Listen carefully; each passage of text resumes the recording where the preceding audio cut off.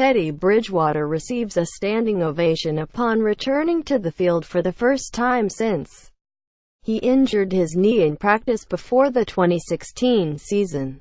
Bridgewater throws a pick on his first pass from scrimmage. 0-26. Minneapolis. In the moments leading up to Teddy Bridgewater's return, a sense of calm came over the Minnesota Vikings quarterback. For the past 6 games since he was activated off the PUP list on November 8, Bridgewater waited patiently, often standing alone on the far end of the sideline during games to watch Case Keenum lead the Vikings offense. He did so again Sunday, this time joined by an active wide receiver and fellow South Florida native Stacy Coley in the fourth quarter, as a few hundred voices chanting his name turned into a stadium-wide ovation. "I'm just glad the glass didn't break on the roof because I was a little worried once I found out he was going in," Kyle Rudolph joked. Editors picks Keenum. Vikings blow out Bengals to clinch NFC North with a Bridgewater cameo. Case Keenum's impressive 3 quarters dominated the Bengals and made the Vikings division champs. And Teddy Bridgewater's return capped a big day.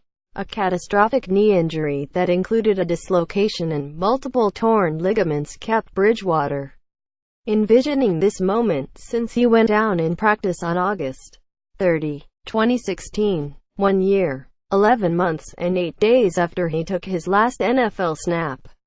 The wait was over. It was Teddy time again in Minnesota, with 10:38 to play in the Vikings' 34-7 rout of the Cincinnati Bengals.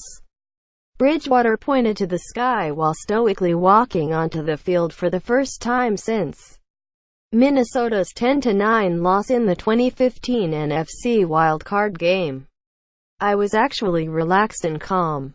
Just happy to be in there," Bridgewater said. He replaced Keenum, whose 87.0 completion percentage was the highest by any quarterback in a game this season with a minimum of 20 attempts. Keenum went 20 of 23 passing for 236 yards and 2 touchdowns and finished with a passer rating of 138.4. A crowd of 66,833 at U.S. Bank Stadium eagerly chanted in unison, "Teddy, Teddy." Quote, "The Vikings sideline couldn't contain its excitement, either. I might have been one of the guys trying to start a Teddy chant there," Keenum said. "I couldn't be more excited for him."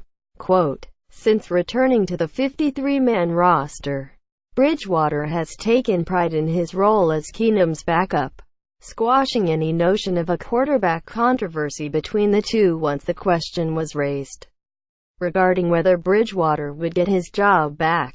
Bridgewater took seriously the job of being Keenum's second set of eyes on the defense and a support system on the sideline, in the locker room and position meetings. On Sunday, it was Keenum who returned the favor. "It was great. It was even better seeing Case leading the chant," Bridgewater said. "To see him standing behind me was just amazing." Quote, Sunday's game presented an ideal window for the Vikings to get Bridgewater some live action against a banged-up defense that runs the same scheme he faces every day in practice.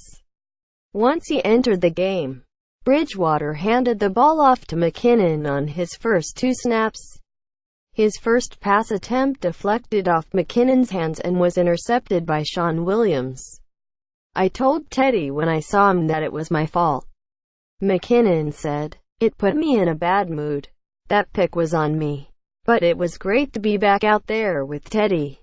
Quote, Bridgewater attempted just 2 passes in his brief cameo Sunday, but his final stat line was never the focal point.